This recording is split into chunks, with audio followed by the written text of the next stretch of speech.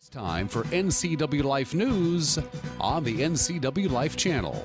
The latest from around the Wenatchee Valley and North Central Washington with Steve Hare, Cody Johnson, and sports with Eric Granstrom. Welcome to a Thursday. I'm Steve Hare.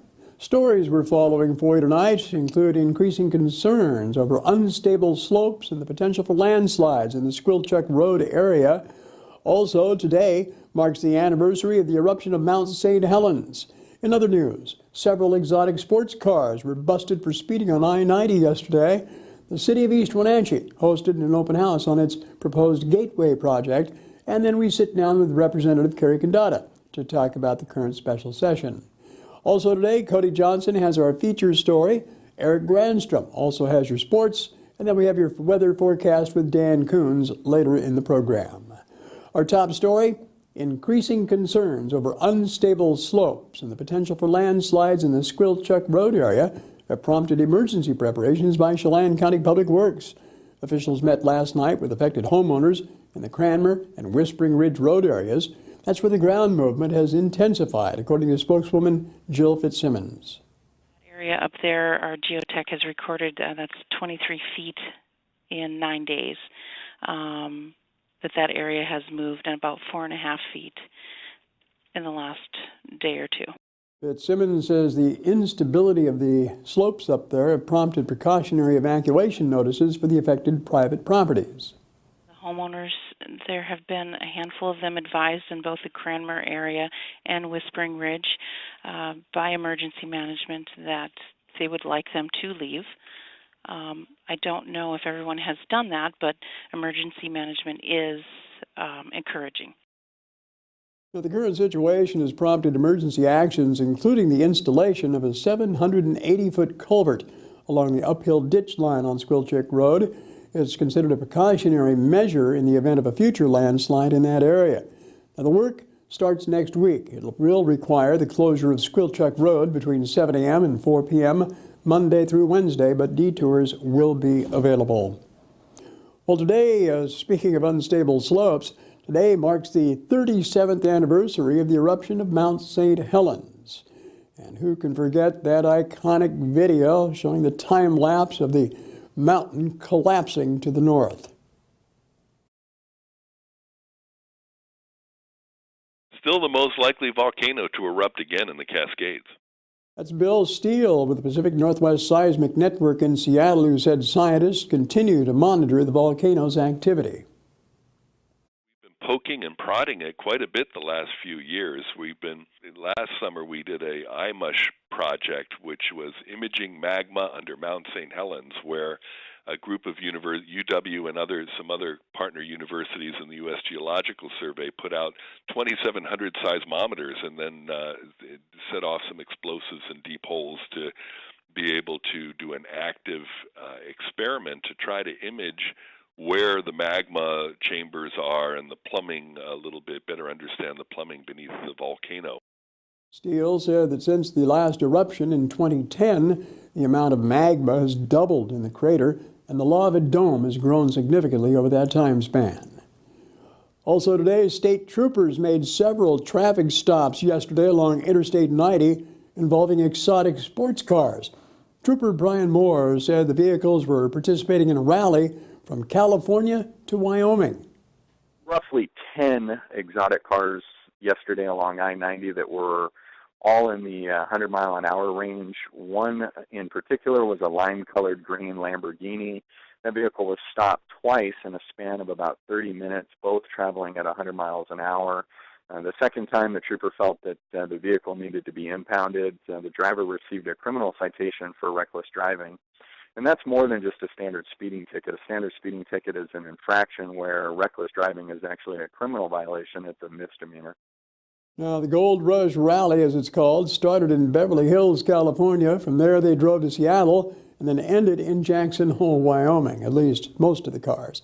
Trooper Moore said one of the cars, a Bugatti is pictured here, reportedly retails for $2.6 million. In other news, the city of East Wenatchee hosted its open house on the Gateway project yesterday.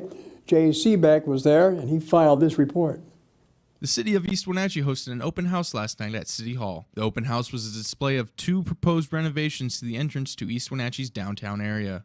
The city plans to redevelop the property that was formerly occupied by a Texaco gas station at the intersection of 9th Street and Valimar Parkway into a new public space. City and Washington State Department of Transportation are also replacing the 2 existing intersections of 9th and Valimar Parkway and 9th Street and State Route 28 Sunset Highway into roundabouts. Both projects would provide a safer and easier access location to the Loop Trail and provide public restrooms for the East Wenatchee side of the trail. Gateway Project A would mean that renovations would turn the space into a public park amphitheater combination, stylized with wooden benches and widened paths that would create a peaceful environment with a view of Mission Ridge in the background. Option B takes a more Loop Trail-centered approach where it provides a parking lot with 10 spaces for ease of access to the trail. The property would be a turfed area with public restrooms and a water feature that, while running, can be used to reduce motor vehicle noise off the highway. I'm Jay Seebeck, NCWLIFE News. Thanks for that report, Jay. Coming up on NCWLIFE News, a legislative update with Representative Kerry Condata. I'm Steve Hare, and again, you're watching NCWLIFE News. Get the fastest internet available in North Central Washington by switching to LocalTel and get speeds up to 1,000 meg. Call 888-8888 today or go online to localtel.net. Welcome back to our Thursday report. Well, it's been almost a month since the state legislature began its special session, but it would appear that they're no closer now to adopting a new 2-year state budget than a month ago. Our 12th District legislative lawmakers are waiting and watching.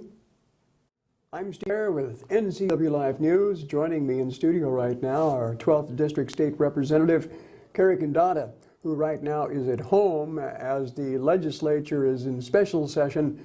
The budget still has to be adopted, and Kerry, basically you're left to kind of cool your heels at home while that's going on, right? Well, we've got some local meetings and things going on, but the fact is that we are on 24-hour call. We really can't go anywhere or do anything. We don't know when the House will be back in session.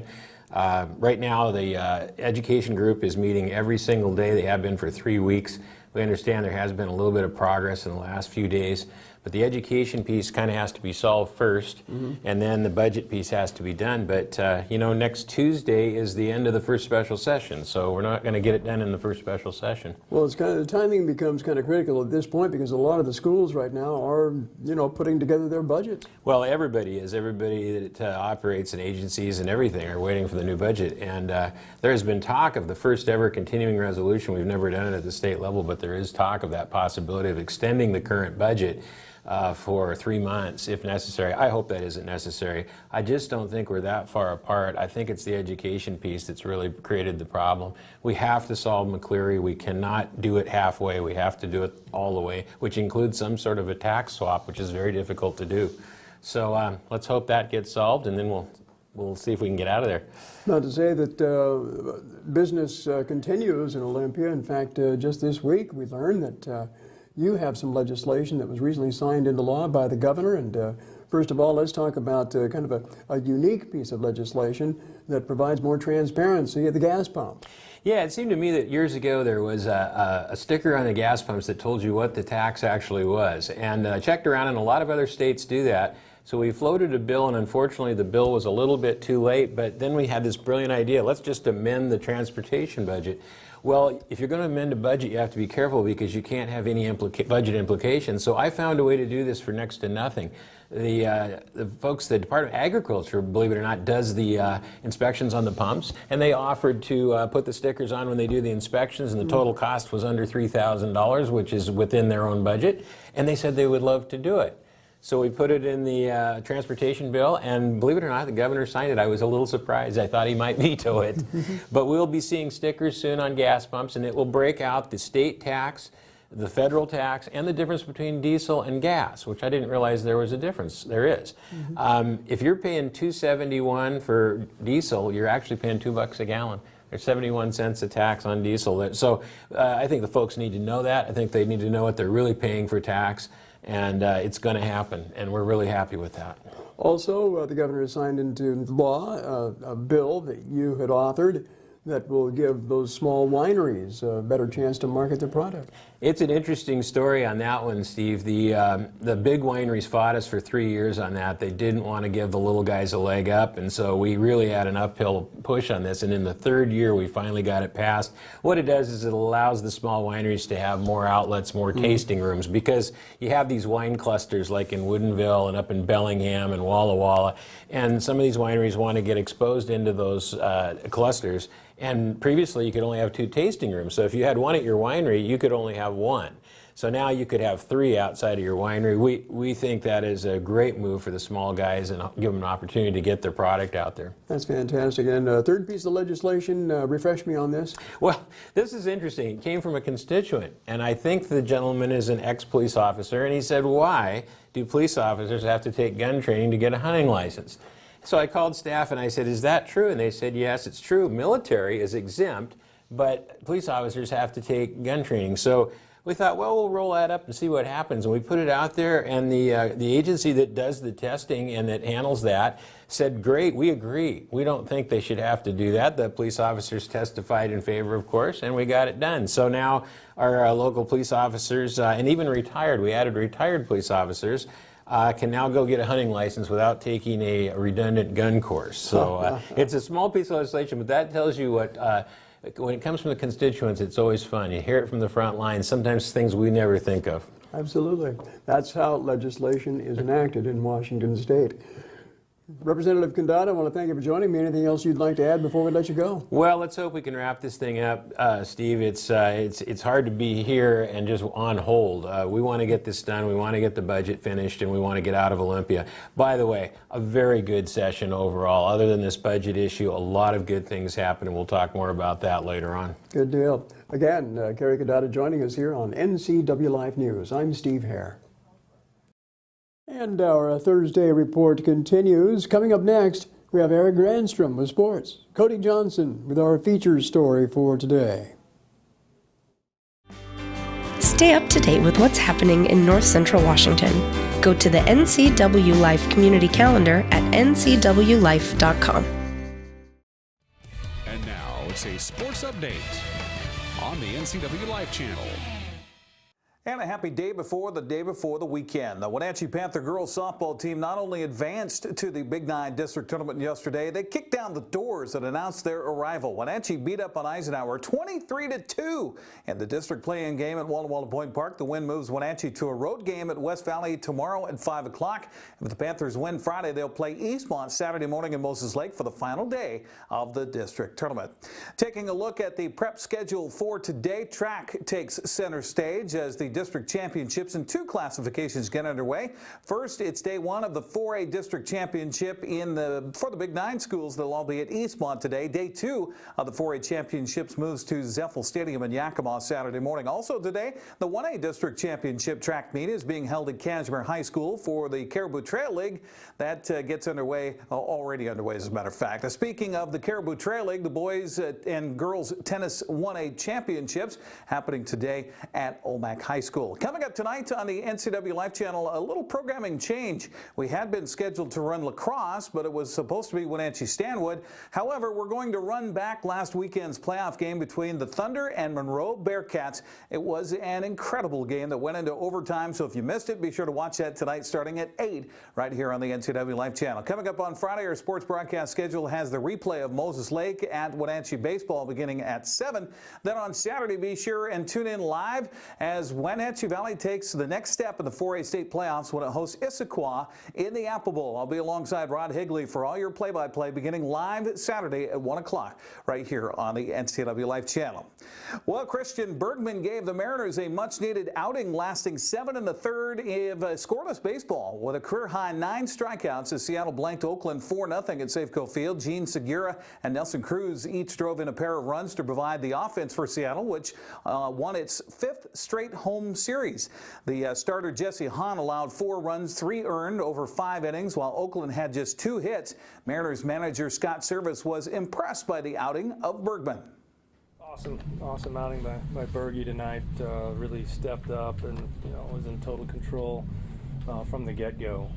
Using both sides of the plate, got a breaking ball over. I think it was career high in strikeouts for him, and We talked, before the game, what we needed to do to kind of like give our bullpen a breather. And, it's going to take a while to get all those guys kind of caught up, but huge game tonight, by Berge, and then Pazzo's coming in, so we only had to, use 2 pitchers was really, really important. And, we won the series, and I think that's what we talked about doing here, getting back home after a tough few days in Toronto, and we did, and get the White Sox coming in. But nice ball game tonight. It was kind of a normal game, and I think it was probably only the second time our starters got us into the 8th inning. It's been a while, so it was really, can't say enough about the job he did. Ben Gamel came up with a first-inning triple and scored Seattle's first run. By the way, it was Ben Gamel's birthday yesterday. A nice way to have it. White Sox coming to town for the first of a 4-game series tonight. Rookie right-hander Sam Gaviglio makes his first career start for Seattle. 26-year-old from Ashland, Oregon, allowed 1 run and 1 hit in 2 innings of relief last week in Toronto. First pitch tonight at 7:10. That's a look at sports news. I'm Eric Granstrom on the NCWLIFE channel. Steve, back to you. Thanks a lot, Eric. Well, the Washington High School Equestrian Team state finals were held last weekend at the Grant County Fairgrounds in Moses Lake. Some pretty stiff competition, too. Cody Johnson was there hosting the event. He watched as a number of local kids earned a place to compete at the regional invitation in Oregon. Over 500 equestrians from all around Washington State converged at the rodeo grounds in Moses Lake Friday, Saturday, and Sunday. The top 5 in each event will go on to compete in the Pacific Northwest Invitational Championship in Redmond, Oregon, the first weekend in June. In the reining event, Wenatchee's Jesse Schweitzer took 2nd place, Holly Dahl from Cascade placed 3rd, and Wenatchee's Katie Diddle will be an alternate after taking 7th. Cheyenne Elliott from Ephrata will go on to regionals in 2 events after placing 2nd in showmanship and 2nd in the stock seat competition. Jacob Massengale from Cascade took 2nd in the breakaway roping. Amelia Howe from Ephrata placed 4th in the keyhole event, which was very competitive. A new state record was set by Natalie Gluck at 6.995 seconds, which is pretty amazing because it actually takes me longer than that to fall out of bed.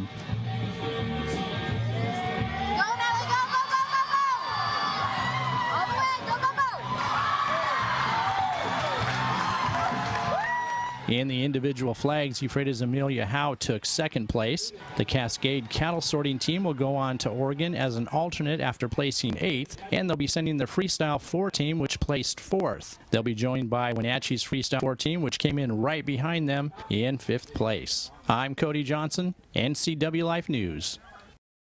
Boy, some talented riders there. Hey, we'll be right back in just a moment with a recap of today's top stories. Dan Kuntz will also join us with our weather forecast for North Central Washington.